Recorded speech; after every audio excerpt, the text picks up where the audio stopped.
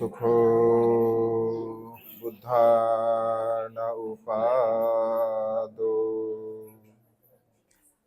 सुख सद्धम्मदेशना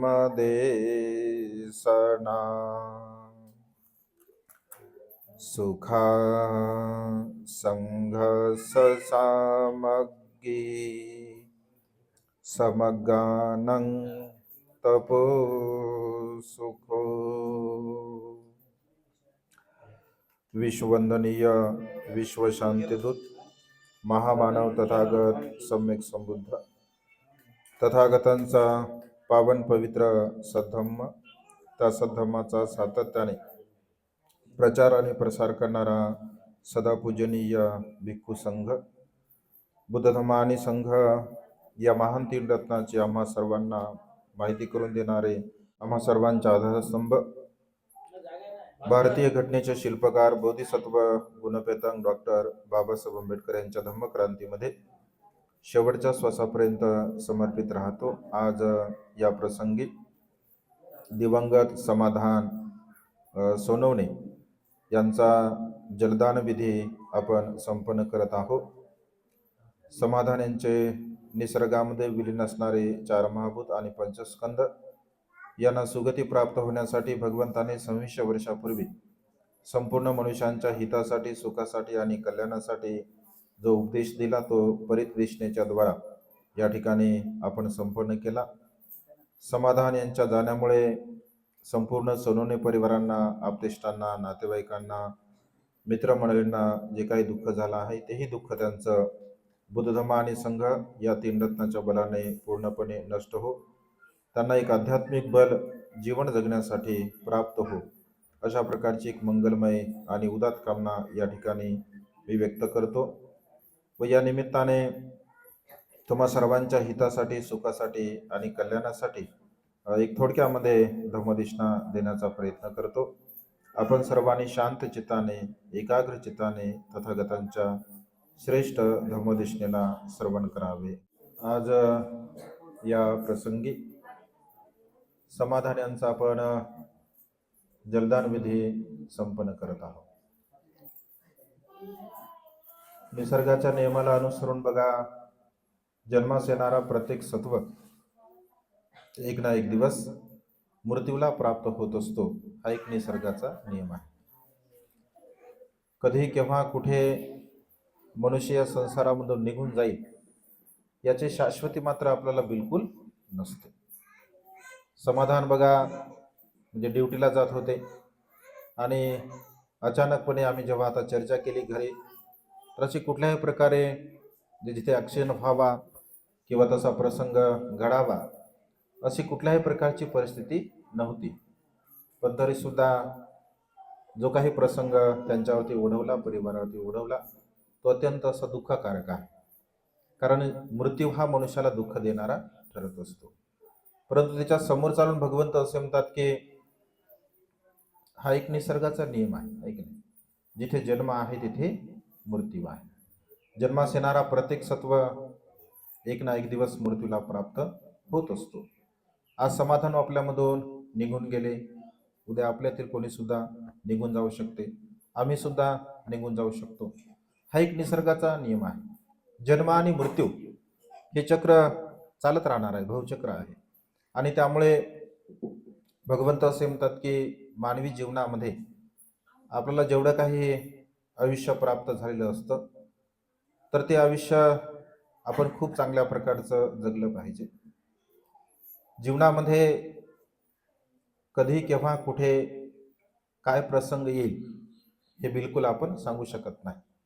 आता सध्या बघा, पावसाचं वातावरण आहे, भयंकर संपूर्ण म्हणजे भारतामध्ये पाऊस पडत आहे। आता तुम्ही टीव्हीला, व्हॉट्सअपला, मोबाईलवरती जर बघितलं असेल तर आसाममध्ये बघा, आहे की नाही, पूरस्थिती कशी आहे, भयंकर पूरस्थिती आहे। जर तुम्ही ते व्हिडिओ बघितले बघा, आता म्हणजे पाणी ओसरलं आता, तर अगदी म्हणजे रस्त्यावरती, आहे का, नाल्यावरती, झाडावरती, पुलावरती, खड्ड्यामध्ये असे मृत्यू बघा, असे म्हणजे मनुष्य असे पडलेले आहे, म्हणजे असंख्य मृत्यू, आहे की नाही, पाण्यामध्ये पूर्ण घराच्या घर गावाच्या गावं उद्ध्वस्त झालेली आहे. कारण मनुष्याला म्हणजे जीवनामध्ये कधी काय होईल हे बिलकुल बघा सांगता येत नाही. 2 वर्षापूर्वी कोरोनाच्या काळामध्ये बघा अगदी पशुप्रमाणे मनुष्य मृत्यूला प्राप्त होत होते. कारण हा एक निसर्गाचा नियम आहे. जन्मास येणे आणि मृत्यूला प्राप्त होणे हा निसर्गाचा नियम आहे. आणि त्यामुळे जेवढं काही आयुष्य आपल्याला प्राप्त होत असते तर ते आयुष्य आपण खूप चांगल्या प्रकारे जगण्याचा प्रयत्न केला पाहिजे. आणि त्यामुळे भगवंताचा जो धम्म आहे या धम्माला अनुसरून आपण जीवन जगलं पाहिजे. शिलाने, सदाचाराने, नीतिमत्तेने आपण जीवन जगण्याचा प्रयत्न केला पाहिजे. आपल्या मनातील राग, द्वेष, लोभ, मोह, मीपणा, अहंपणा, गर्व, ईर्ष्या या सर्व विकाराला नष्ट करून आपण जीवन जगण्याचा प्रयत्न केला पाहिजे. हे जे दुःख आहे हे दुःख फक्त आपल्या जीवनामध्ये आहे असं नाही आहे. भगवंताच्या काळामध्ये सुद्धा असे अनेक प्रसंग आपल्याला पाहायला भेटतात, वाचायला भेटतात, चिंतन करायला भेटतात. आता बघा अगदी जे तरुण वय समाधानचं होतं काय 30-35 वर्षाचं जास्तीत जास्त वय असेल म्हणजे ऐन तारुण्याच्या उमेदीमध्ये परिवाराला बघा तो सोडून गेलेला आहे. आणि साहजिकच आहे प्रिय व्यक्ती म्हणजे आपल्या आवडीचा व्यक्ती जेव्हा आपल्याला सोडून जात असतो तेव्हा अनंत दुःख होते.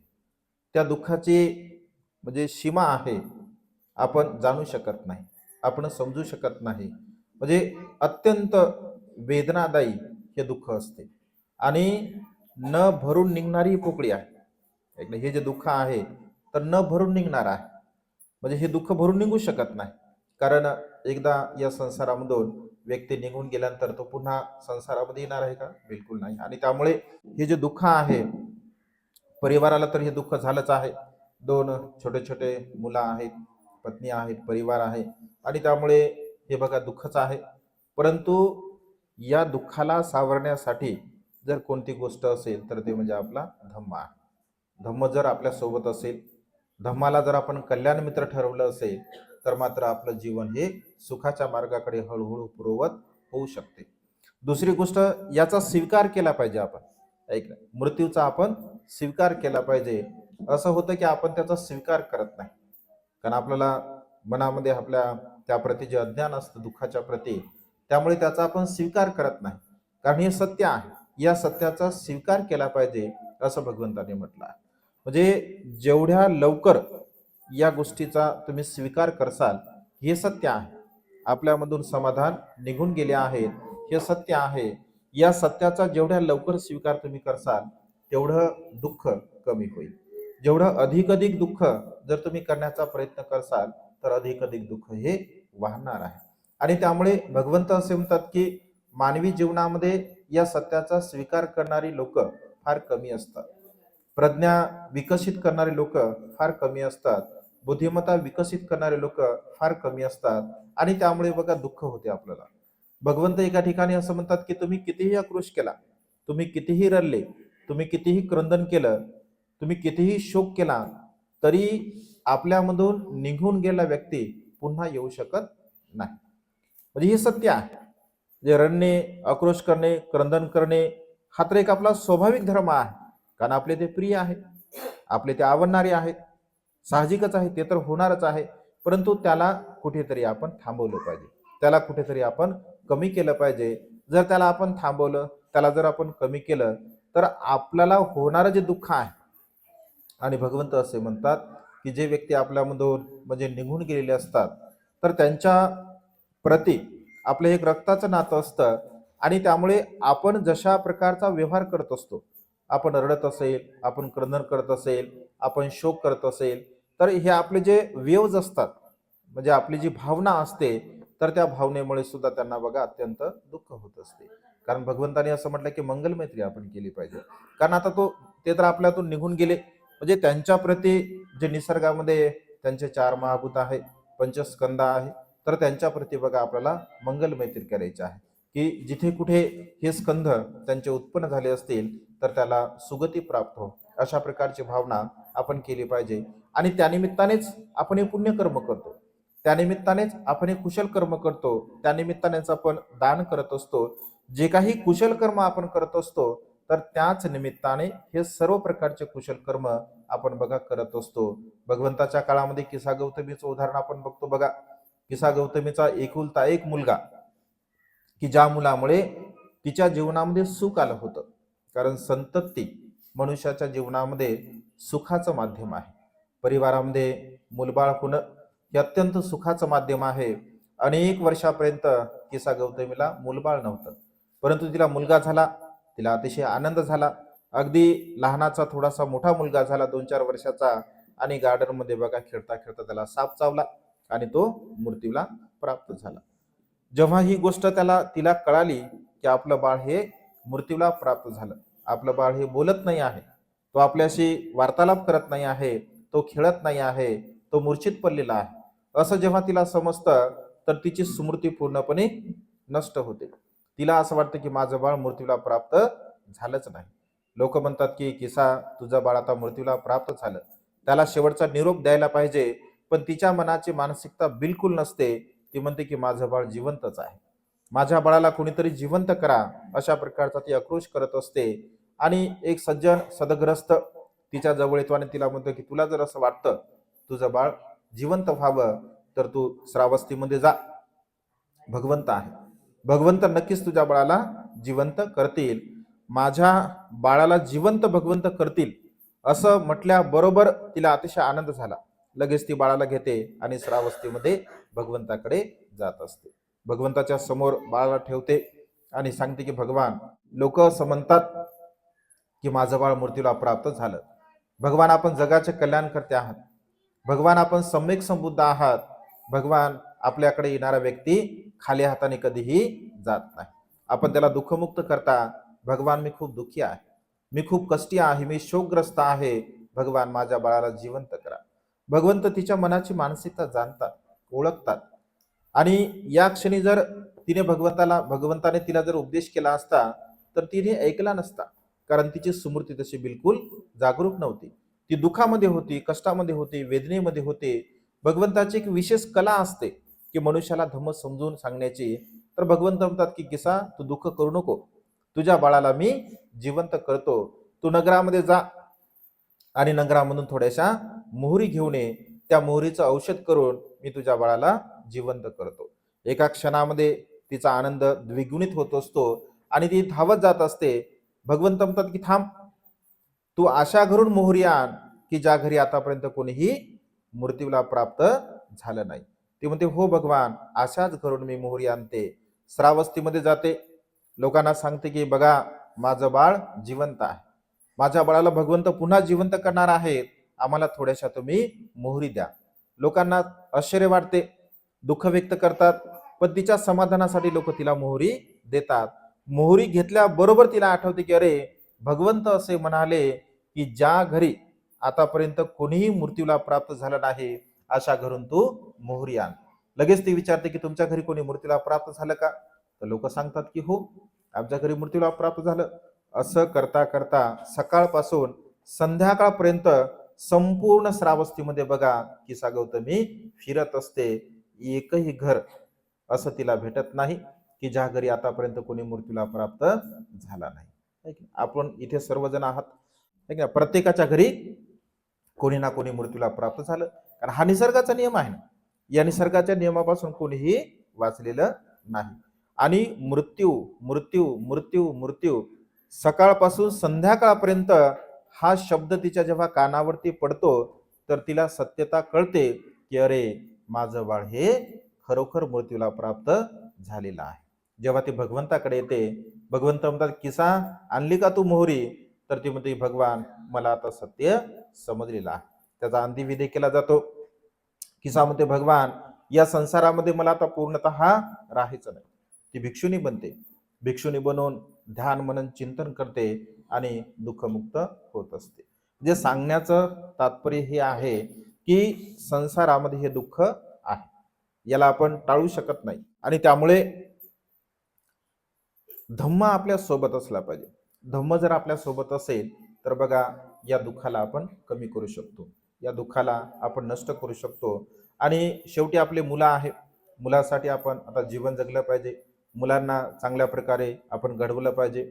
परिवाराला आपण चांगल्या प्रकारचं घडवलं पाहिजे. कारण भगवंत असे म्हणतात की या संसारामध्ये मनुष्य जेवढे काही कुशल कर्म करतो, पुण्य कर्म करतो, चांगले कर्म करतो, आपल्याला जे काही जीवन लाभत असते, आयुष्य लाभत असते, तो सर्व काही आपल्या कर्माचा परिणाम असतो.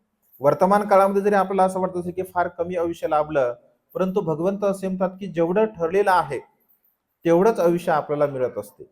जेवढं आपलं आयुष्य ठरलं, जेवढे आपले कर्म ठरले, तेवढंच आपल्याला मिळते बघा. कधी कधी बघा मातेच्या गर्भामध्येच बाळ मृत्यूला प्राप्त होतात. कधी कधी गर्भाच्या बाहेर आल्यानंतर महिनाभर, 2 महिने, 6 महिने बाळ राहतात, मृत्यूला प्राप्त होतात. कधी वर्षाचे होतात, कधी 10 वर्षाचे, 20 वर्षाचे, आणि कधी कधी मग 100 वर्षापर्यंत सुद्धा मनुष्य जीवन जगत असतो. म्हणजे जेवढं काही आपलं आयुष्य आपलं ठरलेलं असतं, जेवढे आपले कर्म ठरलेले असतात, तेवढंच आयुष्य बघा आपल्याला प्राप्त होत असते. आपण कितीही धनवान असू द्या, आपण कितीही गुणवान असू द्या, आपण कितीही सिलवान असू द्या, आपण कितीही वाईट असू द्या, गुंड असू द्या, डाकू असू द्या, किंवा कोणत्याही प्रवृत्तीचा मनुष्य असू द्या, त्याचा तो मनुष्य त्याचं स्वतःचं आयुष्य कधीही वाढू शकत नाही. त्याला जेवढं प्राप्त झालं तेवढंच आयुष्य बघा त्याला मिळत असते. एरवी अधिक आयुष्य काही त्याला मिळत नाही. आणि त्यामुळे आपण आपल्या जीवनामध्ये या सत्याचा नेहमी स्वीकार केला पाहिजे.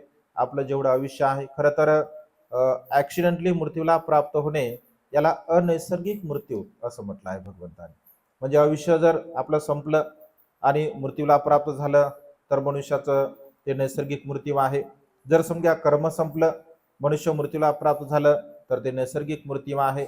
भगवंत असे म्हणतात कर्म आणि आयुष्य या दोन्ही गोष्टी जर संपल्या तर ते नैसर्गिक मृत्यू आहे. परंतु ऍक्सिडेंट होणे किंवा आत्महत्या करणे, आहे की नाही, किंवा एकमेकांना मारणे, अशा अवस्थेमध्ये जेव्हा मनुष्य मृत्यूला प्राप्त होतो तर त्यांना अनैसर्गिक मृत्यू असं भगवंतांनी म्हटलं आहे. नैसर्गिक मृत्यू तो नसतो. आणि अनैसर्गिक मृत्यू असल्यामुळे मनुष्याला आयुष्य बघा ते त्यामुळे कमी लाभत असतं. कारण त्यांच्या जीवनाची जी काही सीमा आहे तर ती पूर्ण करण्याच्या अगोदरच ते मृत्यूला प्राप्त होत असतात. आणि समाधान सुद्धा जे औरंगाबादला आल्यानंतर म्हणजे कधी मधी त्यांच्या आमच्या भेटी व्हायच्या, आमच्या बावस्कर परिवाराकडे, ताईकडे आल्यानंतर. म्हणजे धार्मिक परिवार आहेत सर्व, बुद्ध धम्म संघाच्या प्रती त्यांच्या मनामध्ये श्रद्धा आहे. आणि धम्म जर आपल्या सोबत असेल तर बघा कितीही मोठं दुःख जरी आपल्याला आलं तरी त्या दुःखाला आपण नष्ट करू शकतो. कारण सर्वच जातात. सम्यक संबुद्ध गेले या संसारामधून, है की नाही? बाबासाहेब गेले आपल्यामधून निघून. म्हणजे चांगले व्यक्ती सुद्धा निघून जातात आणि वाईट व्यक्ती सुद्धा निघून जात असतात. पण चांगले व्यक्ती जर निघून गेले तर हळहळ वाटते बघा, दुःख वाटते, शोक वाटतो. कारण त्या चांगल्या मनुष्याचे ते सद्गुण असतात, ते सदाचार असतात. आणि त्यामुळे समाधानने सुद्धा जे काही त्याच्या अल्प आयुष्यामध्ये जे काही माणुसकी असेल, प्रेम असेल, जिव्हाळा असेल, आपुलकी असेल, मित्रमंडळी असेल, ते बघा जे कमावलेली आहे. आणि त्यामुळे जीवनामध्ये मनुष्य किती वर्ष जगतो याला विशेष महत्व नसून मनुष्य कशा पद्धतीने जीवन जगतो याला बघा विशेष महत्व आहे. आणि त्यामुळे नेहमी आपण चांगल्या प्रकारचं कर्म करावं, कुशल कर्म करावं, पुण्यकर्म करावं, चांगले कर्म करावे, आणि आपलं जीवन बघा दुःखमुक्तीच्या मार्गाकडे घेऊन जाण्याचा प्रयत्न करावा. आज या प्रसंगी समाजाच्या स्मृती दिनाच्या निमित्ताने परिवाराने जे जे काही कुशल कर्म केलं, पुण्यकर्म केलं, दान कर्म केलं, या संपूर्ण पुण्यकर्माच्या बलाने समाधानचे निसर्गामध्ये विलीन असणारे 4 महाभूत आहे, पंचस्कंद आहे, यांना सुगती प्राप्त हो. समाधानच्या जाण्यामुळे परिवाराला जे काही दुःख झालं आहे ते दुःख सुद्धा बुद्ध धम्म आणि संघ या 3 रत्नाच्या बलाने पूर्णपणे नष्ट हो, अशा प्रकारची मंगलमय आणि उदात कामना या ठिकाणी वेळेच्या अभावी व्यक्त करून ही छोटीशी धम्मदेशना संपन्न करतो. सर्वांचं मंगल हो, सर्वांचं कल्याण हो, सर्वांना दीर्घायुष्य लाभ. म्हणावं साधू साधू साधू. प्रणाम करा. बुद्धं नमामि, धम्मं नमामि, संघं नमामि. साधू साधू. सुखी हो, मंगल हो, कल्याण हो, दीर्घायुष्य.